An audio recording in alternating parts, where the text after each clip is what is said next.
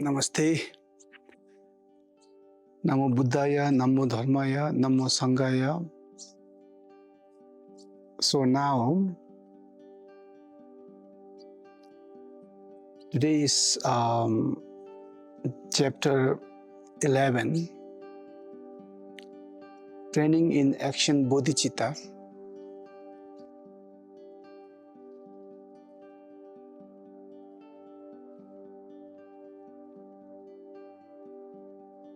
So, the training in action Bodhicitta means, so this is the training or practice once you receive the application Bodhicitta. So there was an aspiration Bodhicitta and aspiration Bodhicitta training or practice. And this is the application or the action Bodhicitta's practice. So here, the training in the action Bodhicitta, there are 6 training or the 6 practice ones who receive the application Bodhicitta. So the 6 practice are, there are the generosity, the moral ethic, patience and meditation, perseverance, wisdom. So these 6 are the practice that one Bodhisattva who received the application Bodhicitta, so they have to practice in everyday life. And from chapter 12, 13, 14, 15, 16, 17, so they will like a more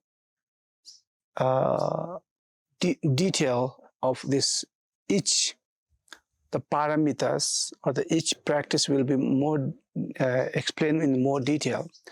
So this is more like a chapter 11 is the summary. When we say like in Buddhism, there's a 3 pillar of Buddhism, Shila, Samadhi, Pragya, which means the morality. And then the second one is the meditation. And third one is the wisdom. So now all these 6 pāramitās or the 6 practice or the training are kind of, you can put into these 3 main pillar of the Buddhism. For example, the generosity, morality, ethic, and the patience are the training in superior morality. And then the meditation concentration is the training in the superior thought. And the discriminating wisdom awareness is the training in the superior wisdom. So there are like a superior wisdom, superior morality, and superior thoughts. So these are the 3 pillars of Buddhism. When we talk about all the Buddhist teaching, so either they are talking about the morality or they are teaching you meditation, or they are kind of talking about the wisdom, which is emptiness.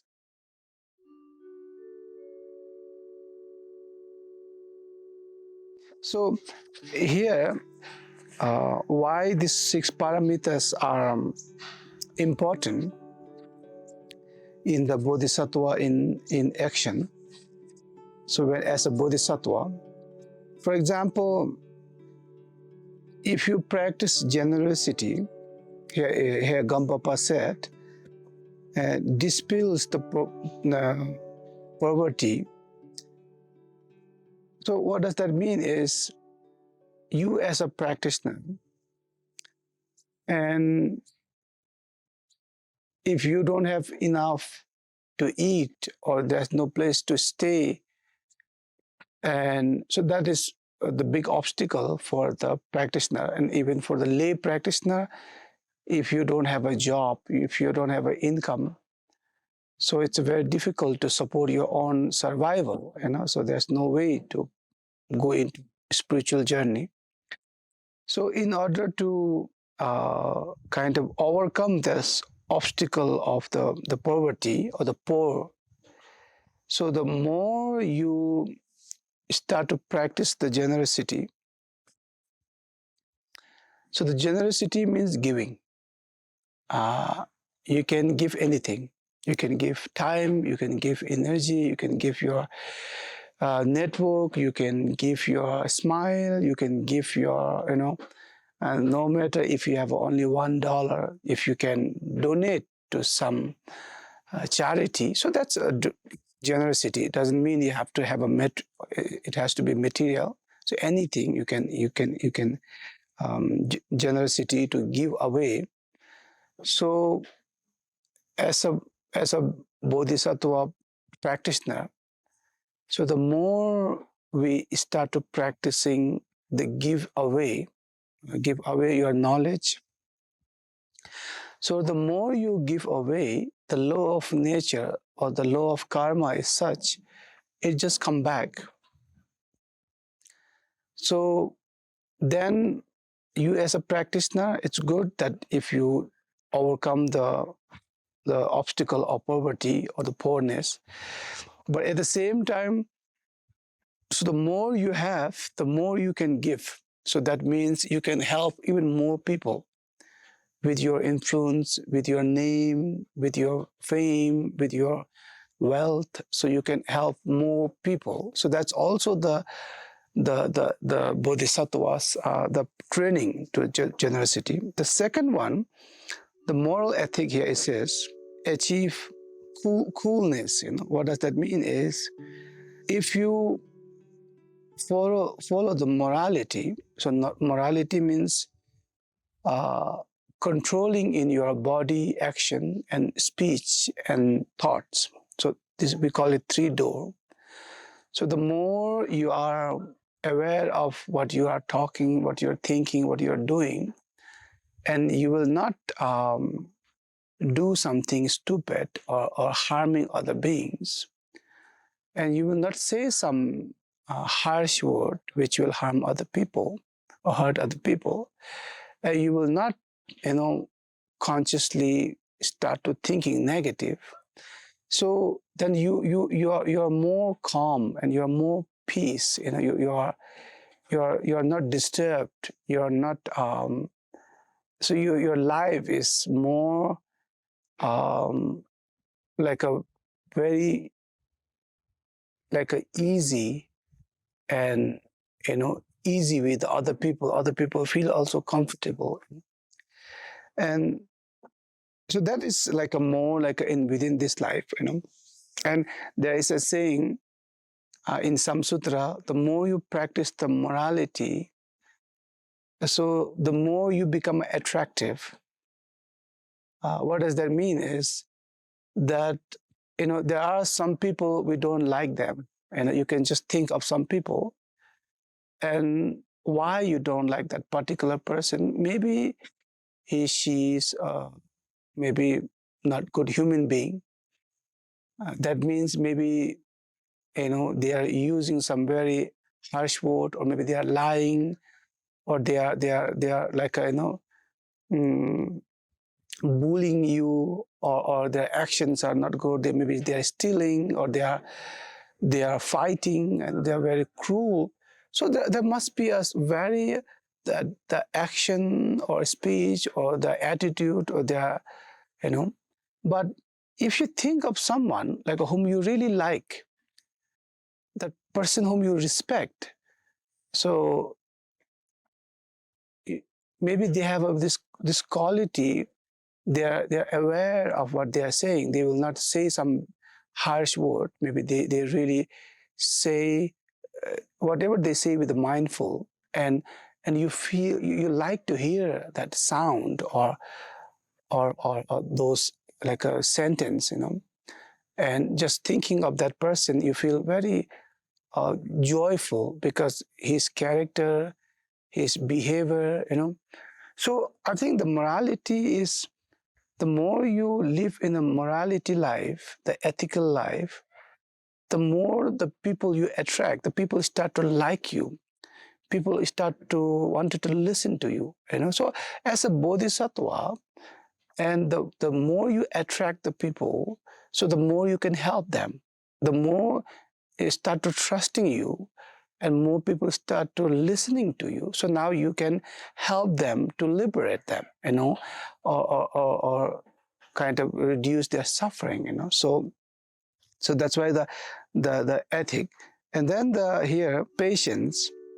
So patience is here. It says endures the hatred. So patience here, in a sense, you don't get angry. Let's say, some people, they just get angry for small things, and they start to fight for small things. But if sometimes you say like, oh, he have a big heart. What does that mean? Is that I don't get angry easily. My heart is like an empty space. You can throw anything, but the space will not react. The empty space is so great and so vast. So I think as a bodhisattva practitioner, and we have to practice the patience. So because the more you practice the patience, the compassion and loving kindness will start to increase. Otherwise, if you kind of start to get angry all the time, and then it's so difficult to rise the compassion and loving kindness toward other people. So that's when there's no hatred, and that's a good ground to rise the compassion and loving kindness. That's very good ground for the bodhicitta to be rise. So the patience is one of the very important practice for bodhisattvas. And then the fourth one is perseverance. The perseverance is here, Gampopa says, applies to the Supreme One. So the perseverance here, it means diligent. As a bodhisattva, it is important that we diligently practice or study or learn or benefiting other beings. The perseverance, not like today I'm in a good mood and I start to reading some spiritual or meditation book, and tomorrow I am not in a good mood, and like a kind of ignoring it. Or today I am in a good mood, I'm meditating it, and tomorrow again I stop for many months. So then you can't really reach the liberation or enlightenment. And you, as a bodhisattva, you took the vow or the precept that I will going to enlightenment. I will going to get enlightenment so that I can liberate all the sentient beings. So the perseverance is like a persistent, the diligently studying the text of the Buddha's teaching and meditating every day and applying every teaching of Buddha's into our day-to-day life, and especially diligent in generosity, diligent in morality, diligent in meditation and all these things. So that's a very important practice for bodhisattva. So every day, the persistent, the diligently practicing. When your mind is more grounded because of the morality and ethic, and there's no hatred, because of the patience, and now it's so easy to meditation. Meditation means to really resting your mind within, not like a kind of wandering to 10 directions, so more like a kind of coming back to home and more aware, more mindful, more kind of focus and concentration. And that is the quality of meditation. And without the morality and patience, I mean, it's so difficult to the grounding the mind. So the meditation again is the perseverance. Otherwise you can't really meditate. The generosity is again interesting. It's give away. So the more you give away everything, so then you will be detached from the world, or from the ego, from the desire. So the more you detach from the desire, so more you can go inside. More you can go inside and deep within you. So once you have this kind of transparent mind, focused, mindful. So now the sixth practice of Bodhisattva is the wisdom. The wisdom here means the wisdom awareness. So realize the ultimate meaning. So once your meditation is good enough, so now you can see your true self. The meditation will make your mind subtle and bring into the deepest part of the mind, which is very subtlest mind, the realize the nature of mind. So that is called pragya, that is called the wisdom awareness. So these six are the what we call the practice of the training of the bodhisattva. So ones who took as application bodhicitta, so they should bring into action, everyday life, the practicing the generosity, the morality, and the patience and perseverance, and then the meditation, and then the wisdom awareness. So it should be like the bodhisattva. They have to practice every day, every hour, every minute, and this will the from 12th chapter. It will maybe explain in a more detail.